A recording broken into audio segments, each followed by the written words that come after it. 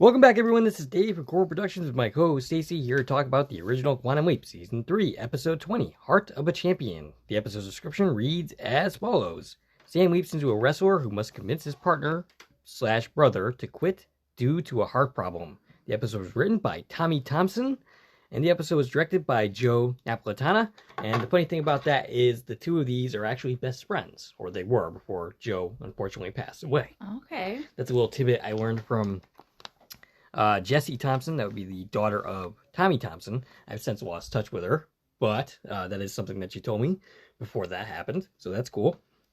The episode takes place on July 23rd, 1955, and originally aired on May 8th, 1991. Before going any further, I'll tell you a couple of things. One, this is not a spoiler-free podcast, so if you haven't watched the episode, I highly recommend you go and check it out, and then come back and give us a listen. Secondly, if you're listening on one of the platforms that this podcast is now available on, please follow, and feel free to check out my YouTube channel, Corn Productions, where additional content can be discovered, both Quantum Leap related and otherwise.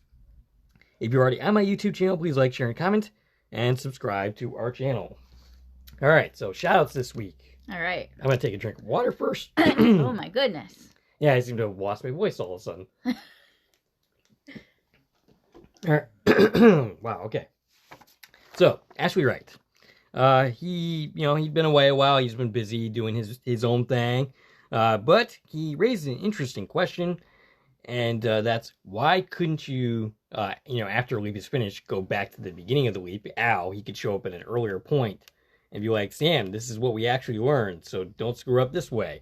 And the real reason you can't do it is because it's a television show, and you can't do that.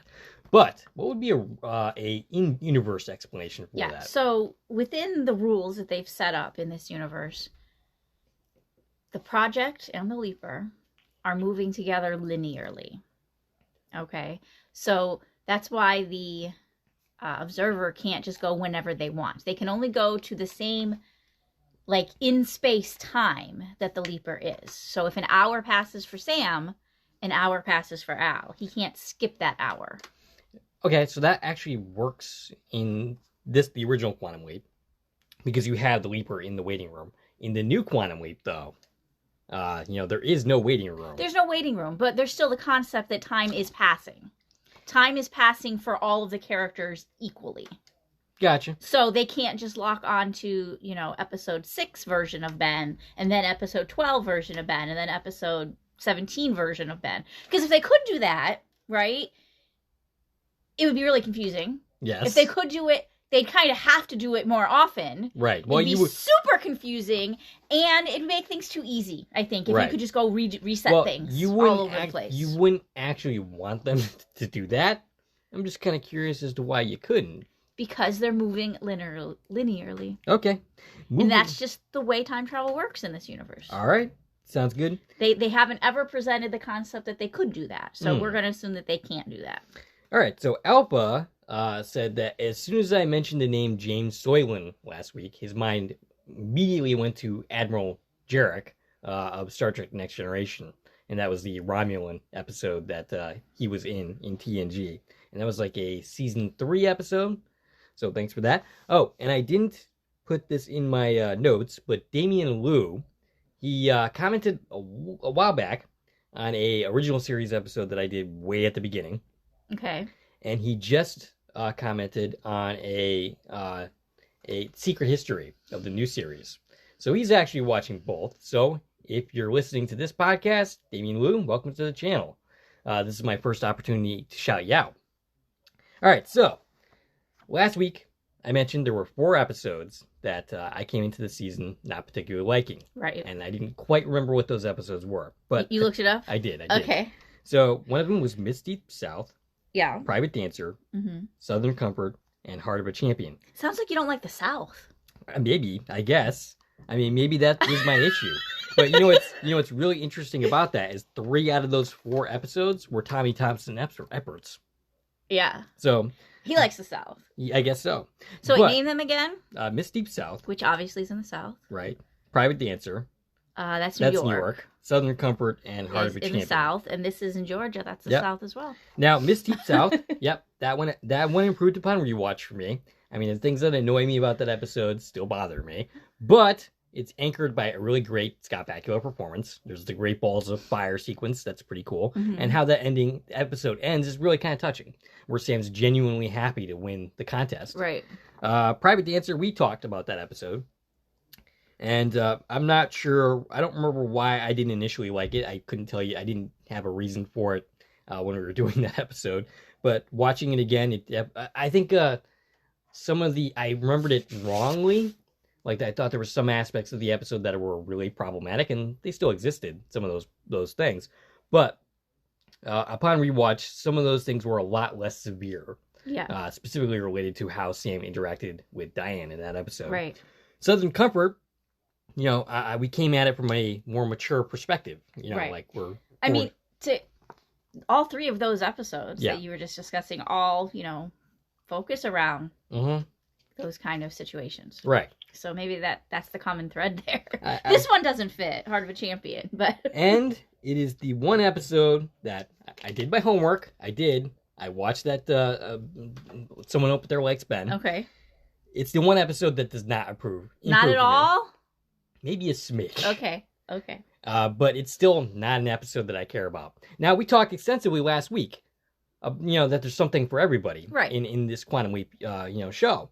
But vice versa, there's going to be that episode that just does not land with you. Yeah. And unfortunately, that's it for me. Right. I mean, this isn't one that I would ever, like, if I'm just like, oh, let me watch a random episode of Quantum Leap for fun, I wouldn't pick this one. Right. Right? I mean, I wouldn't. Right. But I also don't watch it and go, oh, God, I don't want to keep watching this. Like, there's a few that I'm watching it and I'm like, I really don't want to do this. I don't want to take these notes. And I don't have that problem with this episode.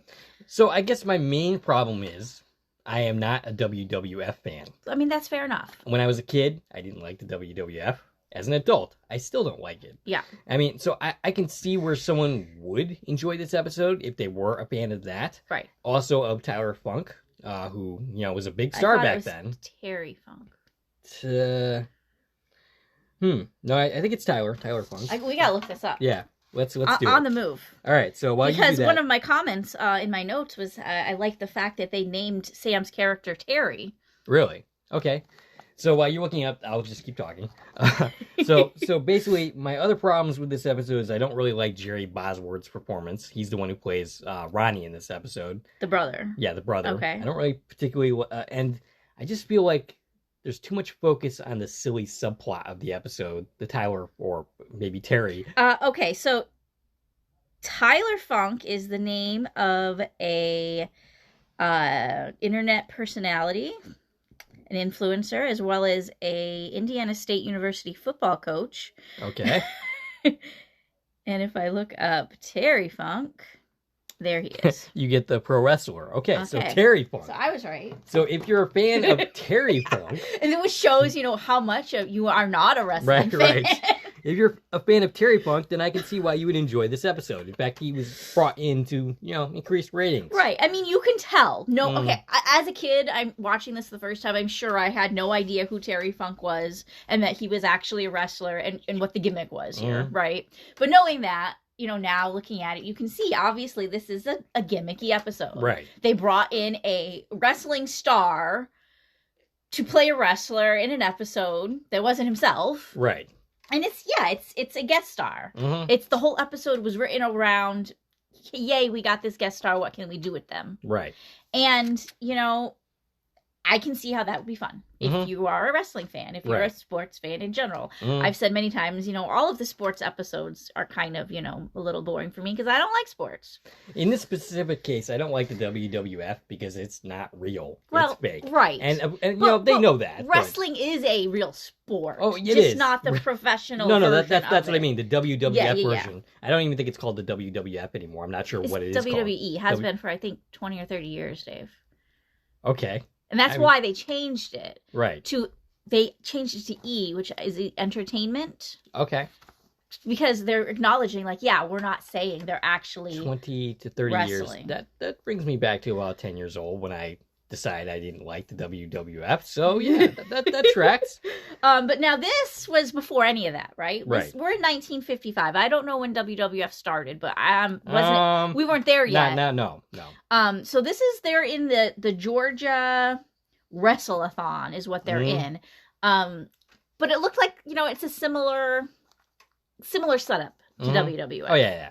And I didn't look up any history on this. I don't know what the actual history of entertainment wrestling is, but they're definitely presenting it that, these are the roots of WWF. These are the roots of wrestlers for the sense of entertainment. Yeah, and fixed matches and all of that. The Lamar character is definitely a precursor to someone like Vince McMahon, who was the eventual creator of right. Yeah, right. WWF. And whatever. In this show, they tell us that within this world that Sam's found himself in, that all of the matches, of course, are fixed, except for title matches, which are real. Right.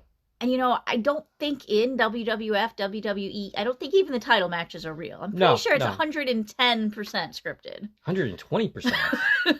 But yes, no. So yeah, it's definitely. But I don't know. Maybe in the early days there was some element of realness to it, like they kind of present in this. I wouldn't be able to speak on that, the actual history there. But it makes sense that it started more real and got more fake as time progressed. Now, to be fair, and I was trying to be fair to this episode, there are some really good scenes here.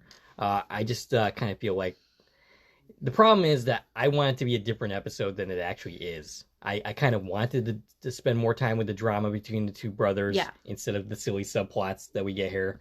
And we don't really get that as much. But when we do get it, those scenes are good. So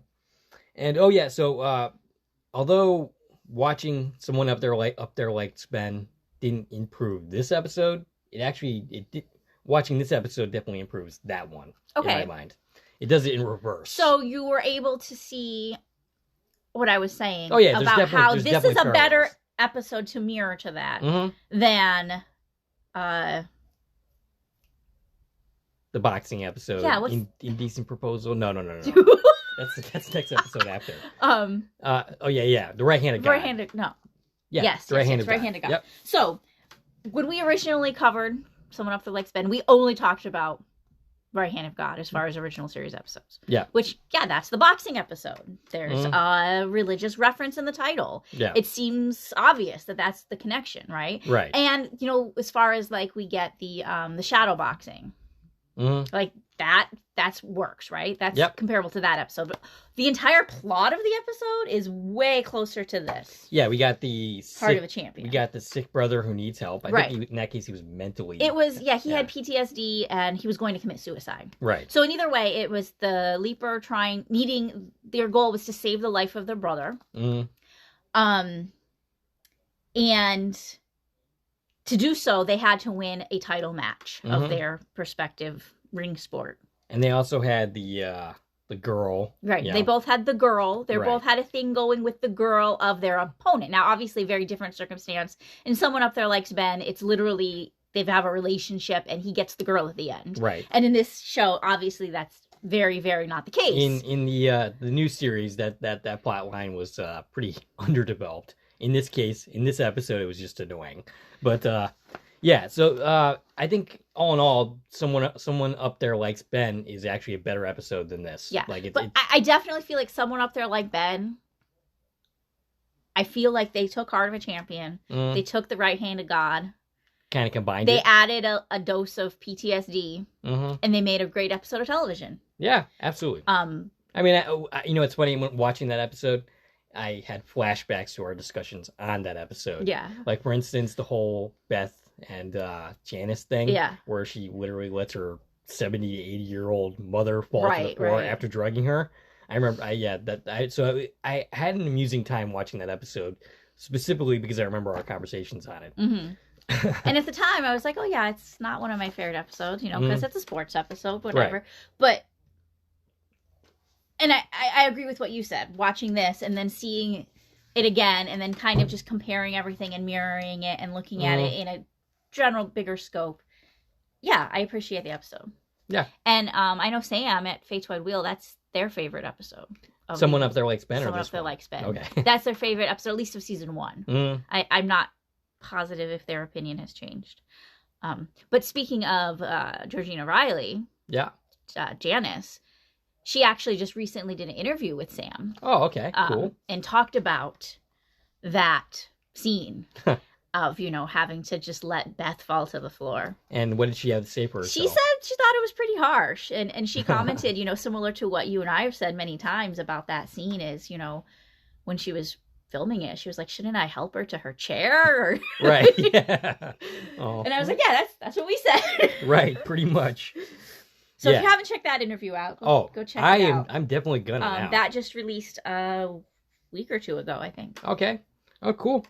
All right, so do we have anything else to say before diving into this thing? We're kind of all over the place. We might as well just... Yeah, we're talking about, like, everything at this point. Let's just jump into our scene-by-scene analysis. Right. Again, Heart of a Champion we're talking about now. I'm sure I'll bring up someone up that likes Ben again intermittently, but... All right, so Sam leaps in. He's in a wrestling match wearing a Russian leotard.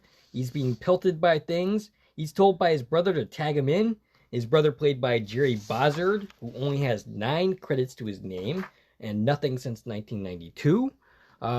Sam does so and is spun around on this guy's back while being held up by a man wearing a black mask, and that's where our credits start.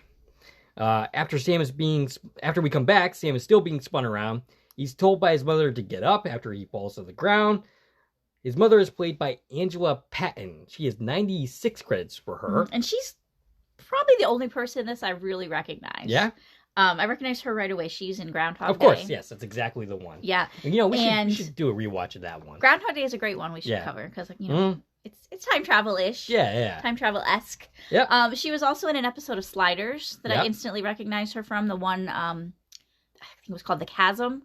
Yes, okay. And it's the one that had, it was a terrible episode, but it had, the giant worm creatures that live underground. Oh, okay. I know what you're talking about. Yeah. Was that the one with the, there was, some weird electromagnetism or something like that? Something. Yeah, that wasn't even late. They stay alive, right. they're ancient people because they steal the life force of other people or something, or they sacrifice people. I don't know. Yeah. I'm probably getting it wrong. I think that was season 3. But I'm recognizing her from instantly. I recognize her from that, even though it's a weaker episode of that series for me. So that says something about Angela Patton. That's a weaker episode before it turned to complete right. So it was still in the... and I also noticed on her IMDb that she's in an episode of X-Files, which I can't speak to that because I don't... Well, I did watch a lot of X-Files, but I don't have any recall of most of it. It's funny because I was like, really? She was in an... And I looked it up. Yeah. And okay, the episode is in the 8th season or something like that, 8 or 9 season. And by that point, I wasn't really watching that much. Yeah. But yeah, so I don't really remember seeing her in the X-Files, and I'm probably not going to cover that episode because I don't think that's a one that I'm going to cover. Okay. But yeah, so she was in that. She was also Jim's grandmother in the American Wedding. That would be the 3rd American Pie movie. Yes, I did see that on her. And yeah, I was like, really? That I didn't recognize her when I saw her in that movie either, and that's funny. But yeah, Groundhog Day is the most notable of all of her appearances. That's easily the one that you could easily recognize her from. Yeah, and I love her character in that too. Yeah. Well, she's funny in that. So yeah. Oh yeah, she also died on May 26, 2016, at the age of 86. Terry Funk is also dead, by the way. I didn't exactly phrase that the most sensitively. I'm sorry. But yeah, he passed away on August 23rd, 2023, last year. So, and actually, a lot of the guest cast in this one have gone to the other side. We're getting to the point where that's going to be more and more the case. Including Dean Stockwell. We're 35 years from when the show started now, so. Right. So, yeah, Sam does a flying spin kick thing. Knocks out his opponent, who shouts, "What did you do that for?" Yeah, apparently Sam didn't know this wasn't supposed to be real. He's knocked out cold. Ronnie showboats in Russian, ripping up a poster that includes Terry Funk's character. I still have him in my notes as Tyler. His character is Carl. Yeah, as they get pelted by... Yeah. One half of the Shiloh Boys. Mm-hmm. That's his team. As they get pelted by various objects. His brother... Oh, yeah, and that's the other thing is,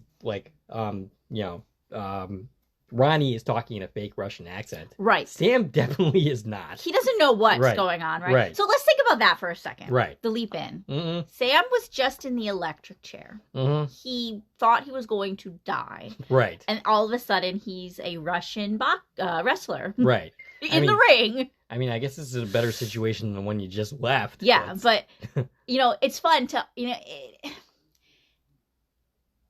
remembering, they didn't film these in order. They didn't Right. necessarily even conceptualize them in any order. So it's not in the acting, right? It's not part of what they were doing. Right. But you have to look at it that way in canon because it is how they aired. Right. And it's fun to think about those transitions. Mm-hmm. And even if, this is the one instance where we were talking about how, time moves linearly, between leaps, it doesn't. Mm-hmm. Between leaps, the observer gets a break and the leaper doesn't. Right. Right. So it's moments later for the leaper. Right.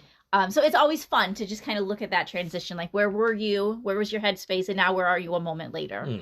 And the extra challenges that adds to dealing with your new situation. Yeah. I didn't always think about it that way.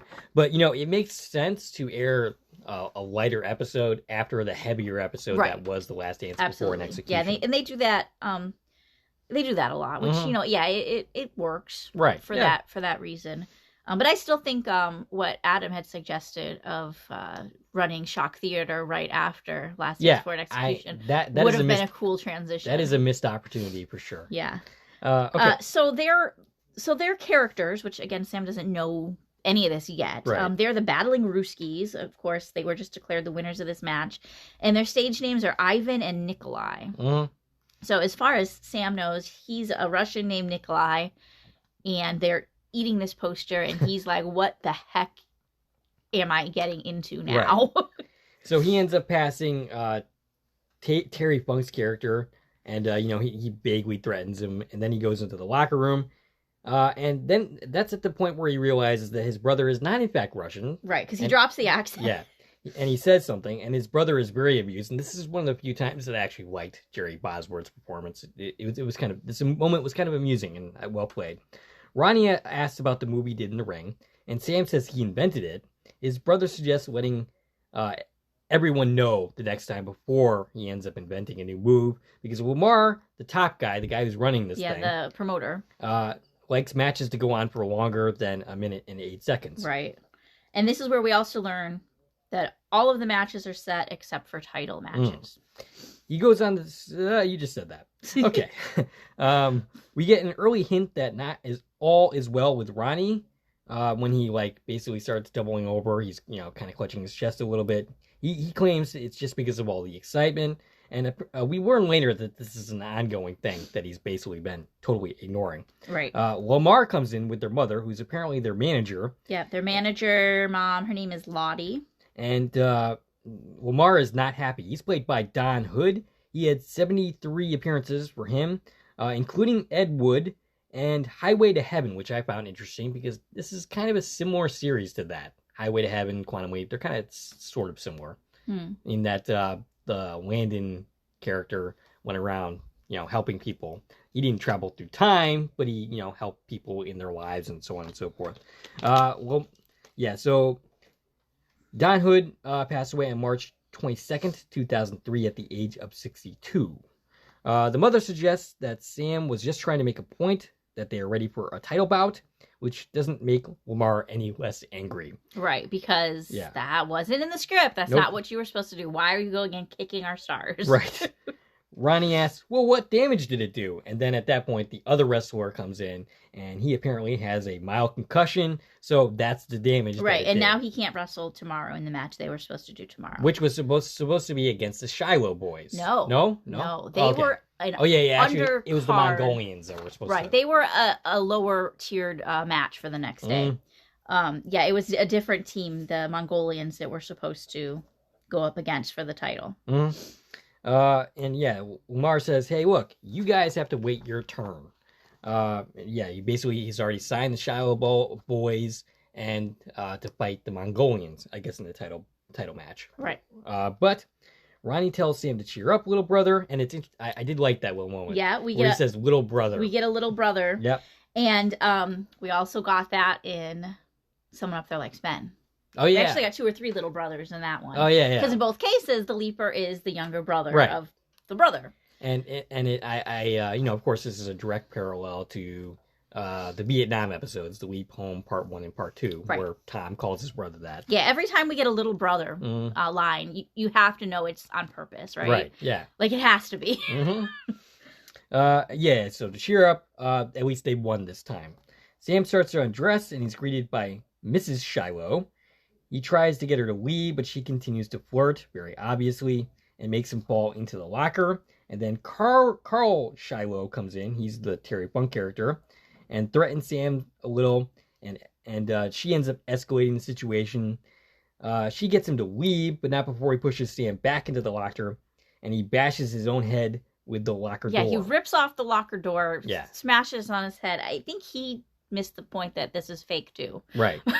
So Because when they do that, on stage, like when Terry Funk would actually do that, it's not a real, like, it wouldn't be a real solid metal door. Right. It would be a prop. So, if this subplot had ended here, I would have been okay with it. But it keeps going. Yeah. And it takes away from the drama of the episode. And again, I get this is Terry Funk. This guy was popular. And that's why he's here. But still. Al appears at the 11-minute and 4-second mark. And Al gives him the skinny. His name is Terry. Part of the Battling Ruskies in Atlanta, Georgia. Terry is new at this. He's replaced his brother Frank, who passed away. Did he die in the ring? I forgot. He died in a car crash. Okay. And their dad... week ago. Oh, right. So this is pretty fresh Yeah. in everybody's minds. Their dad was also in the business, and I'm taking he's still not around. I think he might have died in the ring. Right. Okay. They said he had wrestled for 10 years. Mm-hmm. Their mom comes running in to tell them that they have a title shot because the Mongolians are in jail. Sam thinks he's accomplished his mission, but Al informs him that if Ronnie wrestles in the match, he's gonna die. Yeah, except Ziggy can't tell us any details on that. Why does he die? Nothing. Right, of course he can't. Like, all we got at that point is, if he wrestles, he's gonna die. Right, yeah.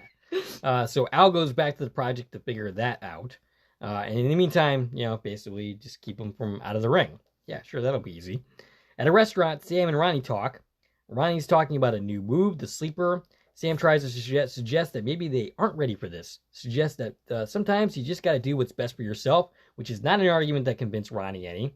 Ronnie's pretty confused by this. He made a promise to his brother Frank to win championships. Mm-hmm. And he says once they win, he's going to buy a house and take care of their mom and, take care of the whole family, get them out of the trailer park, give them a real life. Mm-hmm. So there are, some stretch goals here. Right. Ronnie goes to get more to drink. Al appears saying he hopes a hangover isn't Sam's strategy, and Sam says that's pretty much all he has at this point. Al appears to tell him so he came here to tell him that he died in a match from heart failure for unknown reasons. Well, yeah, all they knew at this point was that Ronnie just kind of collapsed. Like, it wasn't a particular punch that did him in or anything like that. He was actually being tagged out of the ring and just kind of collapsed and died. Right. And Sam asks, well, go get his medical history, basically. And I was like, well, why don't you just ask him? You're a doctor. Yeah, I mean, that's a casual thing to bring up in a conversation. Just start a medical history conversation. Right. Hey, by the way, have you had any strange diseases lately that I should know about? And also, wouldn't the brother know most of this already? Right. Yeah, maybe. I mean, I don't know how many people, actually casually chat about their medical history. But, if something big had happened, he'd know about it. Mm-hmm. Al says that for now, he just has to keep Ronnie out of the ring, and Sam says he needs to make sure he doesn't stress himself out too much. That includes getting into bar fights, which Ronnie is starting to get into. Yeah, there's a potential bar fight happening. There's a couple hicks, right? Yeah. At the bar. And couple buffoons. They don't understand that the Russians are just characters. They think these guys are Russians, you're evil. Because remember, we're in 1955. Mm-hmm. We're right in it. Right. Where the Russians are the enemies. That's who these characters are. They are the bad guys. And we get a conversation about that later with Ronnie's son, talking about, we're playing the bad guys. But these guys in the bar don't get it. They just don't understand that this is fake, that these are characters. And they're trying to tell him, well, we sound like Americans because we are Americans. Right. And they're like, no, go home. So Sam is trying to diffuse the situation here. And, basically like, oh, you guys look too tough for us. And tries to get out of there. But they attack anyway. Sam ends up doing a spin kick on one of these other guys. He's big on the spin kick. Yeah, we're highlighting the kicking. Yeah. This episode's a lot of kicking. Mm-hmm. And he's continually told, you can't do that. So he knocks out one of them, and the other's just like, Yeah, he puts him through a table. Right. Maybe I don't want to, continue this fight. Maybe I'll just, back away and go away. So cut to the family dinner. Ronnie's wife, and this scene, by the way, right here is pretty good.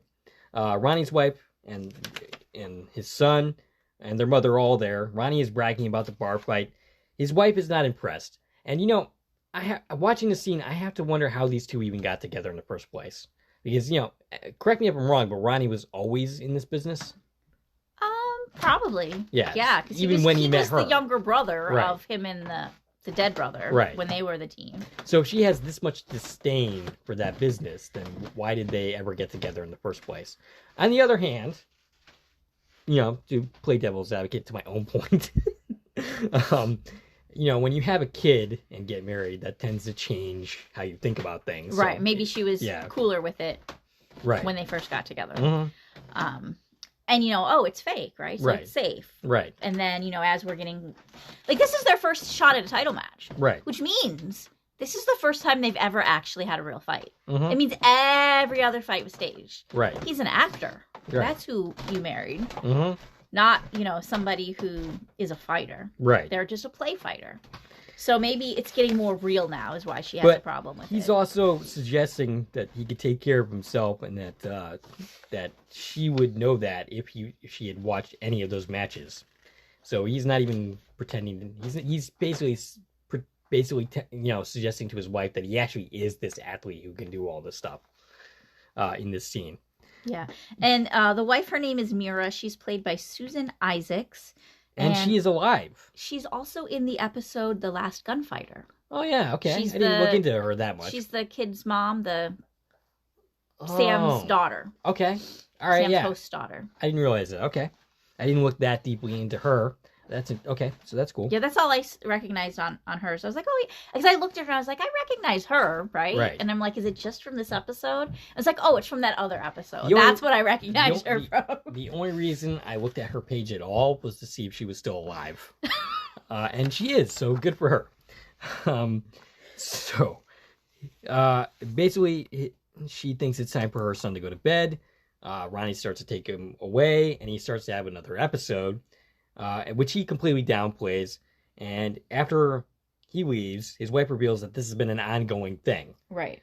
She thinks if he quits, that he would quit if it weren't for the promise he made to Frank and to his mother. Their mother overhears this conversation. His wife leaves. Sam's mother denies that Ronnie is sick. And when Sam pushes the issue, she threatens him rather subtly to replace him. But Sam declines. And, like I said, this is a really good scene. I did like that little moment of subtle threatening that the mother does, like, hey, get in line with this, or I'm gonna get someone else who will. Yeah. I thought that was a really good little acting moment from Angela Patton there. So Sam goes to his trailer and gets another unwanted guest in Mrs. Silo, who starts to throw herself at Sam.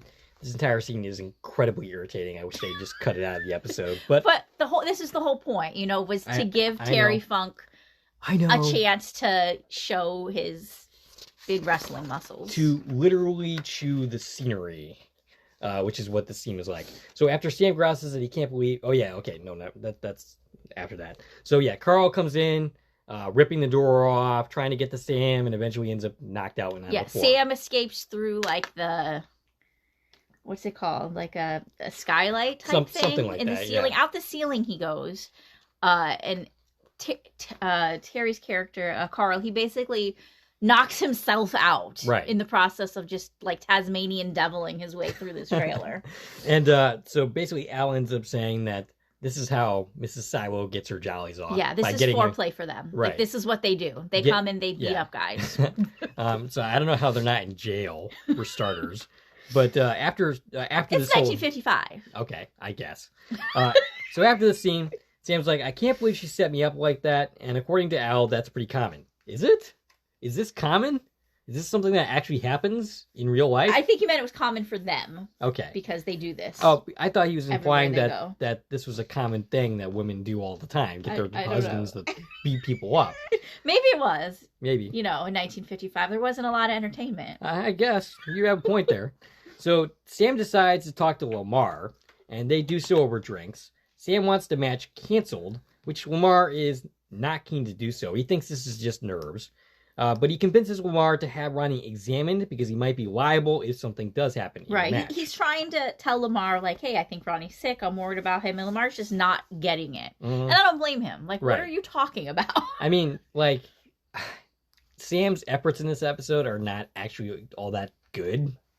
Like, his attempts to convince people about things, like, are just... His tactics are not particularly great in this episode. Yeah. I don't know of any better ones, but... Just not this. So the next morning, Ronnie isn't happy. He thinks the Shilohs are behind the exam. Lamar is quick to sell Sam down the river, basically like, hey, talk to your brother. He's the one that did it. Yeah. The doctor does a nothing exam. Yeah. Basically like, He checks his heart rate, and he's like, yeah, cool, you're good. It's like kids playing doctor. Anyway. Basically, that's as convincing as this is. But and Sam's like, oh, but you need to do an EKG and a CAT scan. And he's like, what's a CAT scan? Yeah, absolutely nobody knows what Sam is talking about in this scene. And all this succeeds in doing is pissing Ronnie off. He's determined to get the belt, even if it kills him. Al and Sam talk, and he gets Ronnie's medical history. Yeah, Ziggy finally was able to find it. Sam thinks he's got something when he mentions a fever that could cause damage to his heart. Yeah, and he had rheumatic fever when he was 8 years old. And he thinks this is going to be enough to convince Ronnie. And his mother, for that matter, because she's also in this scene. He goes and talks to Ronnie, who's vehemently skeptical of all this. Their mother is confused how Sam would even know about any of this. Right, because it happened before, oh my goodness, what's his name? Frank was born? Before, what's Sam's character? Terry. Terry, okay. Duh. It happened before Terry was born. So he's like, she says, how'd you even know about that? And he tells them that the older brother Frank told him about it. Right. Which obviously is something they can't argue about. Right. They can't verify whether that's true or not. He's no longer with us. So the mom, she's starting to come around. She's like, oh, maybe he's onto something. Maybe, you do need to be careful. I think this is just way too fast for her to turn around. Like, based on where her attitude was a couple of scenes ago to this, it just seems like there needs to be... It kind of reminds me of Let Them Play, where some of the characters' attitudes just switch way too quickly. Yeah. That there's not enough groundwork laid. I see that. Yeah. But also, again, I'll say the same thing I did about the wife. Maybe she's starting to realize, oh, wait, this is a real match. Right. They've never had a real match before. Is this really going to work? Right.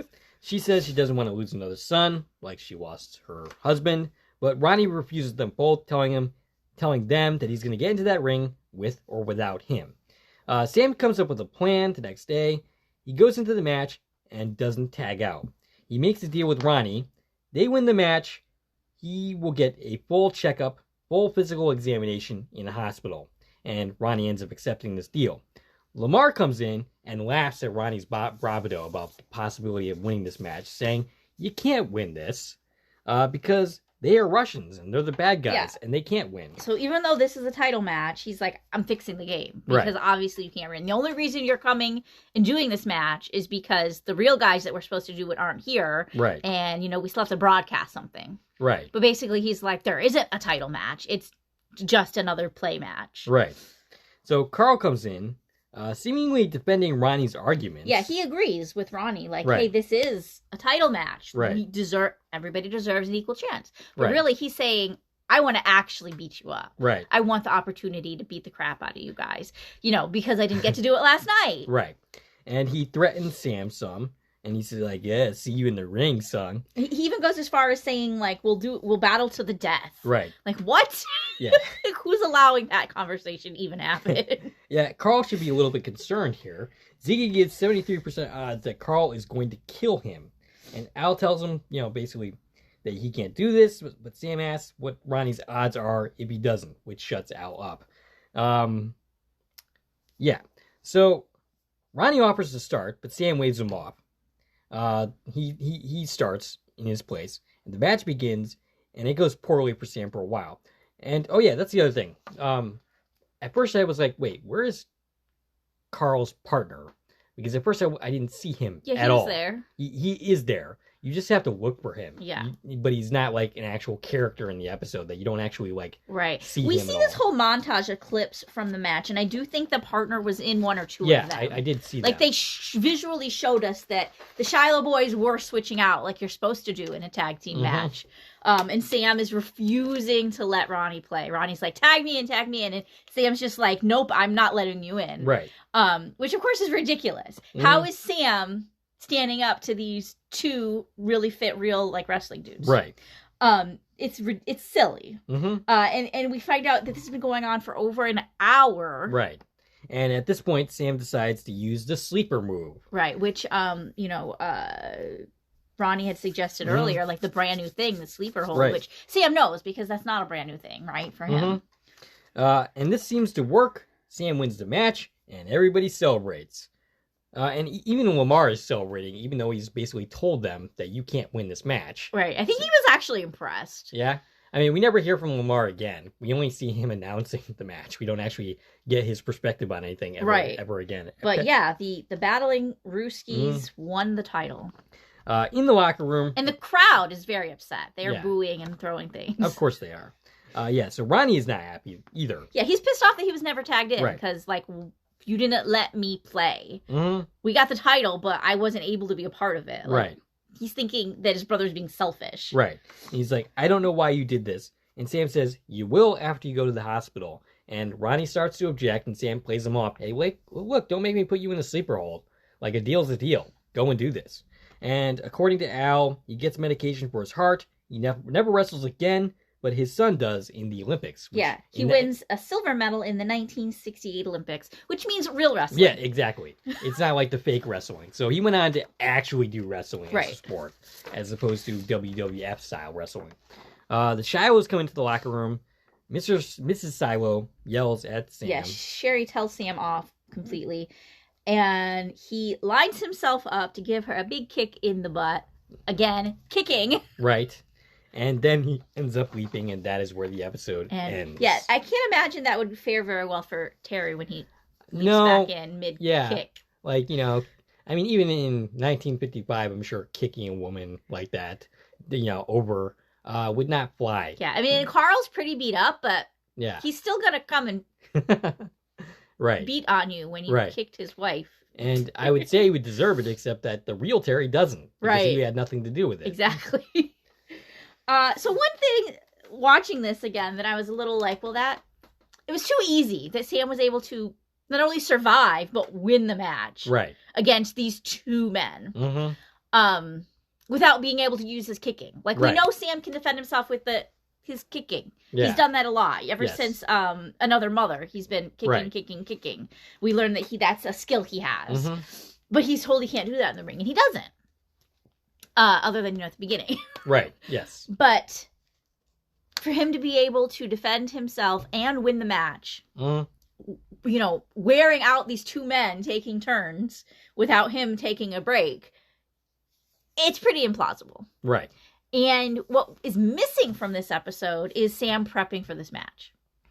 We got zero, like, here's how you wrestle. Right. Which we did get in Someone Up There Like Sven. Right. And, which we was in, as far as boxing goes, for Right-Handed God. Yeah. We got that, right? But we didn't do any of that here. Right. We weren't like, let's review famous boxing moves. We weren't, like what we did in Someone Up There Like Sven, where Addison literally pulled up that match. Like, that would have been, that was a great thing that they did in Someone Up There Like Sven. Like, wouldn't that have made sense if Al was like, okay, here's what happened in the original match. Like, here's what moves he did. Here's how this played out. Here's how often they switched. Here's anything. Right. Like, here's how wrestling works. We got zero of that. Other than it's real today. Right. Yeah. So I feel like for them highlighting wrestling and using a wrestling star, they could have given us more wrestling. Right. Yeah. And I personally kind of just, I wanted to highlight more the drama aspects of the episode because that's what attracts me. Right. Like those type of scenes. I just feel like it made it more unrealistic that like, oh yay, he's the winner. They got the title match now. They got the title. Right. So, in season 4, so we got 2 more episodes to go this season, which we might as well cover. We might as well just do the last 2 episodes, which would be Nuclear Family, which is a pretty good episode. I like that episode. And Shock Theater, which is all-time classic. That's one of the keystone episodes right there. And so, yeah, and then season 4 comes, and looking at those episodes, there's only 2 episodes that I don't particularly care for going in. That'd be Hurricane. And the Bobo episode. See, I like Bobo. I know it's stupid, but I like it. I feel fondly for that episode. We'll see if my thoughts improve upon rewatch. I usually like kind of the absurdity episodes of television. They're memorable, if nothing else. There is that. It just completely doesn't make any sense whatsoever. It doesn't make a lot of sense. It contradicts a lot. Like that's one that gets referenced on every side of the whose body, who's this, who's that. Like every side of it can be argued using that episode. Right. Which breaks it. Because you can't use it to argue both sides, but you can because of the way they handle it. Which at the very least will lead to some fun conversation during that. Right. So, but I think it's a cute episode.